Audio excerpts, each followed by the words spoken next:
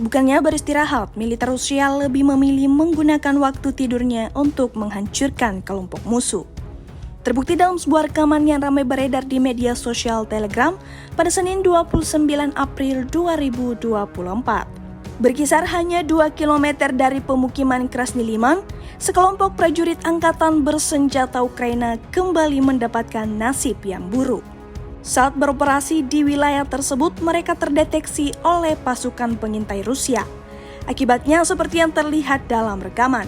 Hanya dengan satu kali serangan, militer Rusia berhasil menghancurkan peluncur HIMARS MLS Amerika bersama dengan sejumlah tentara yang ada di sekitarnya.